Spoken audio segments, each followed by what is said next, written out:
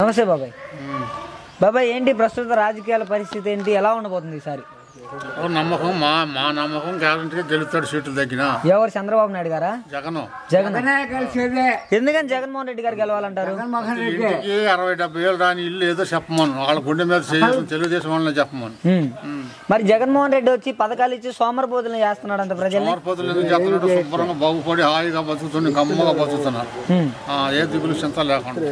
సోమరపోతు ఆయన చేసిపోయాడు. జన్మభూమి పెట్టి జన్మభూమి వాళ్ళని పెట్టి ఆయన సోమరిపోతానని చెప్పాడు. ఈయనగా చేసింది.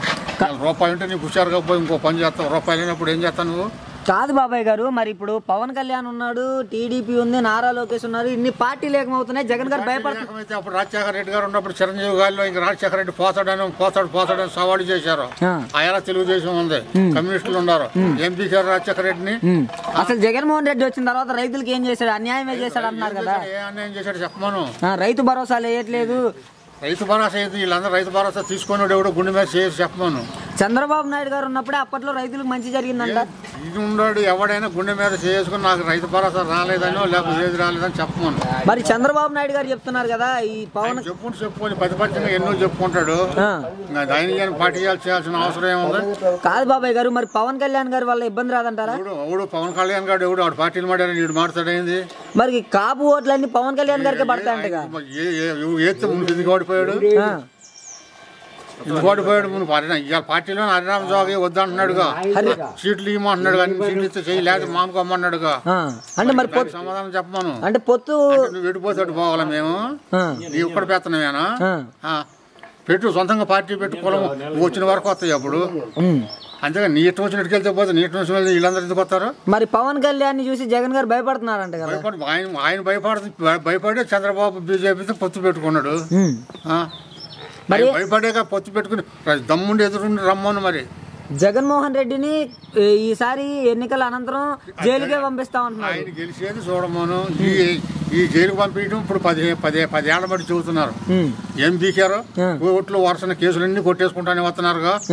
ఎంపీకారు వీళ్ళందరూ కలిసి రాజశేఖర రెడ్డి గారికే పోయించారంట ఈ పవన్ కళ్యాణ్ చంద్రబాబు. ఇవన్నీ చెప్పుకోవడానికి వాళ్ళు 10 అధికారం కోసం ఎన్నో బొంకుతా ఉంటది. తిరిగి ఆడది ఎన్నైనా చెప్పిద్ది. ఆడదానికి కాడికి ఈసమైన వాళ్ళు. దాని గురించి మేము చెప్పాల్సిన పని లేదు. బాబాయ్ గారు, ఫైనల్ గా వీళ్ళ వల్ల ఇబ్బంది ఏం రాదంటారు? మాకు ఇబ్బంది లేదు. ఇప్పుడు కాదు, ఫస్ట్ నుంచి కూడా ఈ ఊళ్ళో కాంగ్రెసే ఉన్నప్పుడు కాంగ్రెస్ మెజార్టీ గెలిచేది. పంచాయతీలు ఎప్పుడు ఎక్కువ చేసింది. ఇప్పుడు జగన్ వచ్చినా చేసింది. మరి కొత్త కాంగ్రెస్ కూడా వెలుగులోకి వస్తుంది కదా. వచ్చి ఏం చేసిందని పీకింది. మరి షర్మిలా గారు వస్తున్నారు పీకిద్దా వచ్చి ఆమె వచ్చి పార్టీ ఏమైనా బతికిచ్చిద్దా? కాదు, ఇద్దరు రాజశేఖర రెడ్డి గారు పెట్టలేక. రాజశేఖర రెడ్డి గారు పెట్టలైతే పరిపాలన ఎవరు సక్రమంగా చేస్తానో అటు చూసుకుంటాడు. మన ముద్ద ఎవరు పెడతాడో రూపాయి వసతి ఎవరు చూపిస్తారో వాళ్ళని చూసుకుంటారు. వాళ్ళని చూడాల్సిన అవసరం.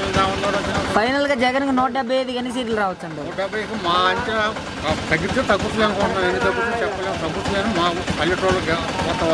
ఓకే, సీఎం అయితే అవుతాడు. CM guarantee. సీఎం కాకపోతే మీరేం చేస్తారు? సీఎం కాకపోతే చేసేది ఏమన్నా పార్టీ కాసుకునే ఉంటాం.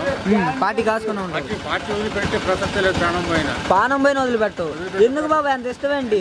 వైఎస్ రాజశేఖర రెడ్డి గారు కాడించి మాది పని లేదు. గెలవని వాడిని దాంట్లోనే ఉంటాం. ఓకే బాబా.